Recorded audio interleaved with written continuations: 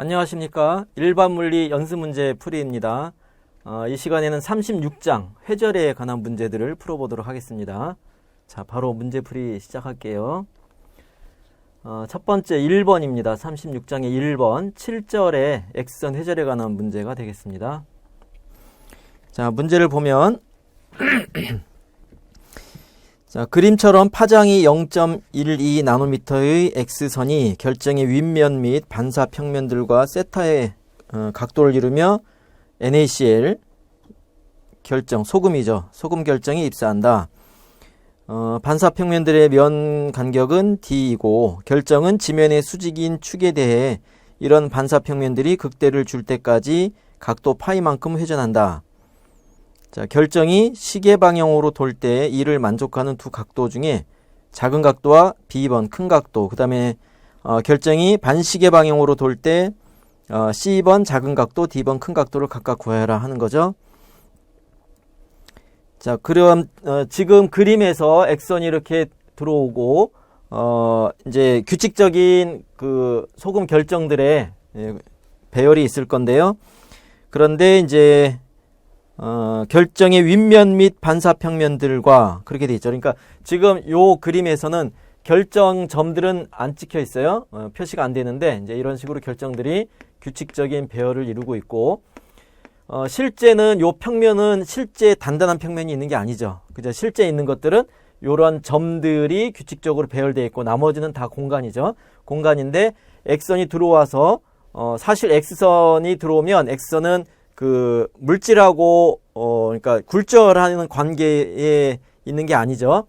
그러니까 굴절률이 따로 정의되어 있지 않아요.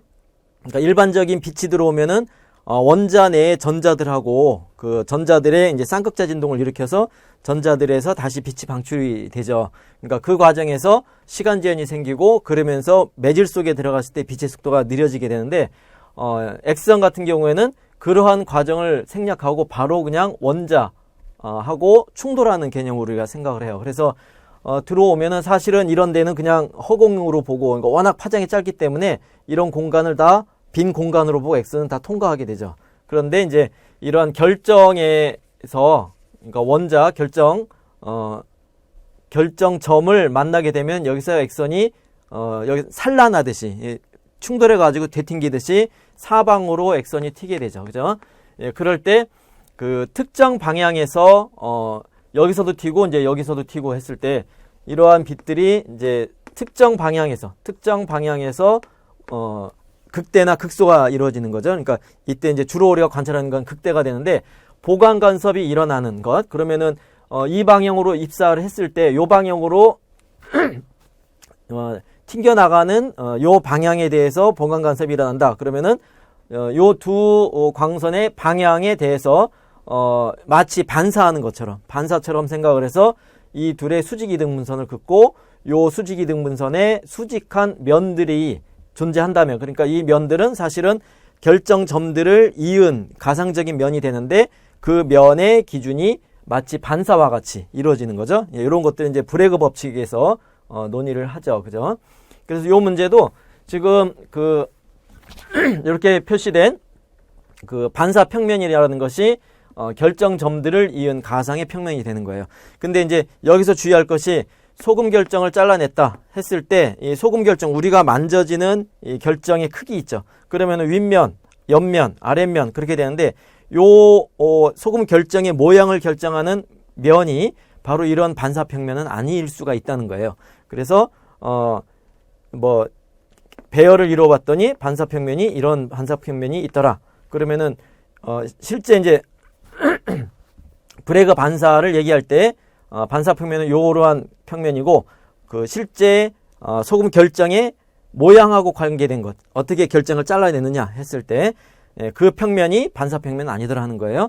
그런데 지금 요 문제는 조건을 준 것이 그 결정의 윗면하고 그 결정의 윗면이 반사 평면 중에 하나가 되는 겁니다.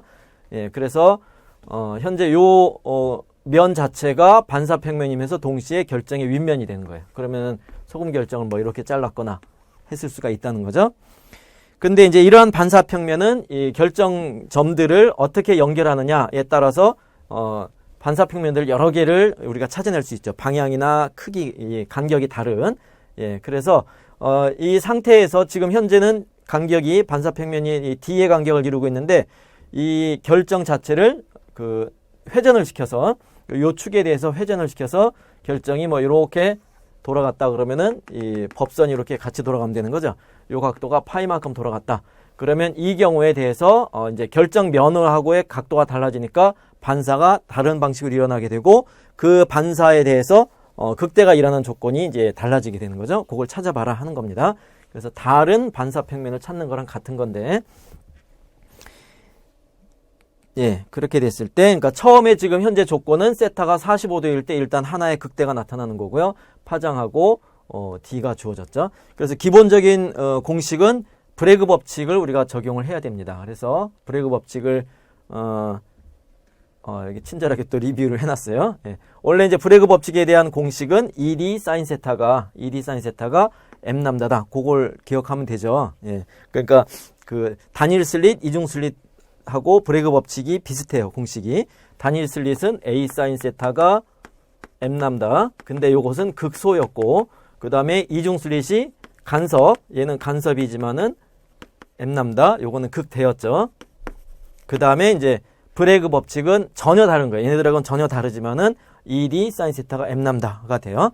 그럴 때 요 D가 뭐였냐? D는 반사 평면 사이의 거리죠. 반사 평면 사이의 거리고 세타가 다른데 세타가 보통 우리가 반사를 얘기할 때 법선으로부터 각도, 입사각을 그렇게 얘기하죠. 근데 브래그 법칙을 얘기할 때는 반사 평면하고의 각도가 세타가 돼요. 입사 광선의 반사 평면하고의 각도. 그래서 법선하고의 각도가 아니다 하는 것. 그걸 주의해 주면 되고요.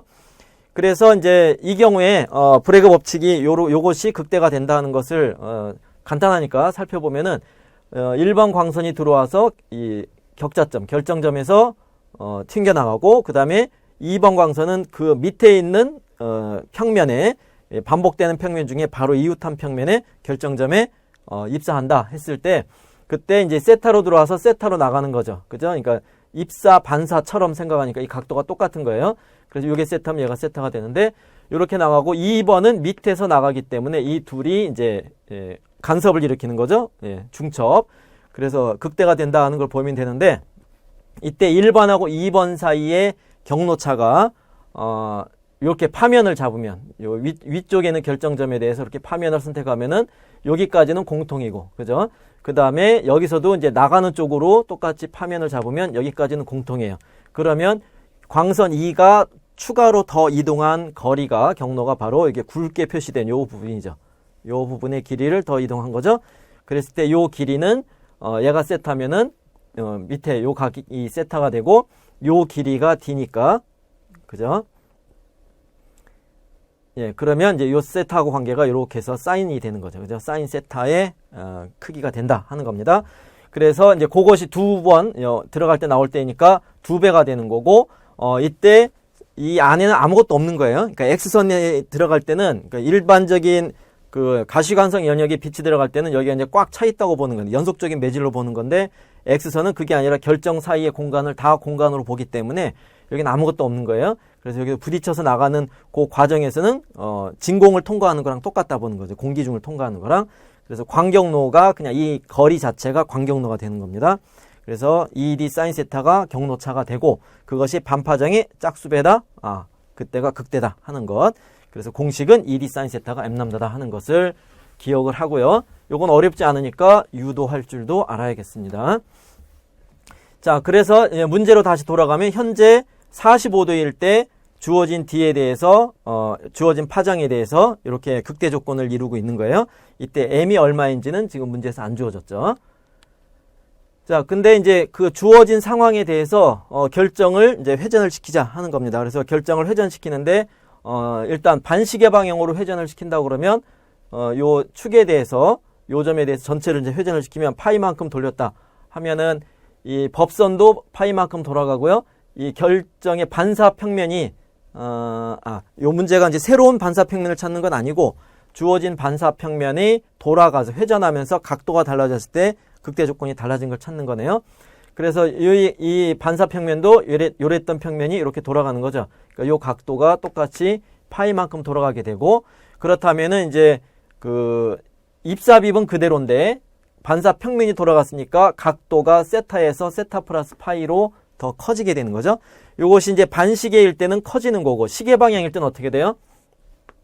시계 방향일 때는 이렇게 돌아가니까 그러면은 각도가 이렇게 되죠. 그죠? 그러면은 요게 세타였는데 이제 시계 방향일 때는 요게 세타가 되니까 파이만큼 작아지는 거죠. 그래서 반시계일 때는 세타 플러스 파이만큼, 시계 방향일 때는 각도가 세타 마이너스 파이만큼 줄어들었다가 되는 겁니다. 그래서 이 브래그 법칙의 극대 조건이 세타 대신에 세타 플러스 파이가 들어가게, 그 다음에 시계 방향일 때는 마이너스 파이가 들어가게, 그렇게 이제 각도가 바뀌는 거죠. 그래서 사인에 관한 식으로 정리를 해보면 ED분의 M 람다가 되고요. 그때 이제 D하고 람다는 주어졌으니까 대입을 해주면은 사인 세타가 결국에는 이러한 값을 갖게 되는 겁니다. 그죠? 그래서 요 일반적인 식에서 세타 각도가 바뀌어서 좌변은 이 사인이 바뀌는 거고요. D는 반사 평면 자체는 고정되어 있기 때문에 선택된 반사 평면을 그대로 쓰기 때문에 D는 안 변하고요. 그죠? 예. 얘하고 얘는 같기 때문에, 그래서 좌변에서 변하는 건 사인이고 우변에서 파장도 안 변하는데, 그럼 변할 수 있는 건 이 M 몇 차 극대냐에 따라서 사인 값이 같이 변하면 되는 거죠. 그래서 각도에 따른 사인 변화가 여기서는 이제 M에 따라서 달라지게 된다 하는 겁니다. 자, 그러면 이제 사인이 어쨌건 마이너스 1하고 플러스 1 사이에서 변해야 되기 때문에 가능한 양의 값을 여기다 대입을 해주면은 계산하면 돼요. 그래서 1 나누기 0.2421까지 해주면은, 근데 이제 M이 정수기 때문에 1, 2, 3, 4만 가능을 해요. 그리고 이제 여기에 대응하는 각도, 여기에 대응하는 세타 플러스 마이너스 두 가지 경우를 다 포함해서 경우에는 이렇게 각도를 우리가 계산할 수 있습니다. 그러니까 사인이 그 M이 1일 때는 요 값일 때, 사인이 M이 2일 때는 여기다 두 배 곱한 값, 그런 식으로 해서 각도를 찾을 수가 있게 되죠. 자, 그래서 가능한 각도를 우리가 찾아놨는데, 이때 이제 시계 방향으로 돌아가면 어떻게 된다 그랬어요? 각도가 작아지죠. 시계 방향. 그래서 이 네 개의 각도 중에서 작은 것 두 개, 그죠? 순서대로. 그래서 세타 마이너스 파이가 14, 29도인데 이제 그 중에서 파이를 구해라 그러면 31도, 16도가 되고요. 그러니까 작은 게 16도고 큰 게 31도가 되겠죠. 그 다음에 이제 반시계로 회전시켰을 때, 그때는 각도가 커진다 그랬죠.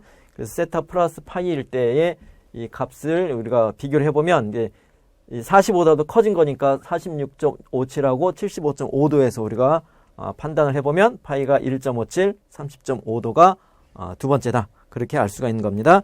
그래서 이 문제는 그냥 반사평면을, 다른 반사평면을 찾는 것은 조금 이제 신경을 써야 되는데, 주어진 반사평면이 돌아가면서 각도가 바뀔 때 그 M이 변하는 그것을 확인하는 그런 문제였습니다. 첫 번째가 사실은 이제 1번이 그 X선 회절이 낯설어요. 사실 실제는 낯선데 공식 자체는 오히려 또 간단해요. 그래서 이 문제가 더 이렇게 명확하게 무엇을 구해라 하는 것이 명확하게 드러나는 주제입니다. 그러니까 요 7절에 관한 것은 헷갈리면 안 돼요. 정확하게 공식 잘 기억해서 문제를 풀 수 있으면 되고요. 이제 조금 헷갈리는 것이 격자 구조를 보고 반사평면을 판단하는, 그게 이제 경우의 수를 좀 따져야 되기 때문에 그게 약간 신경 쓰면 되는 겁니다.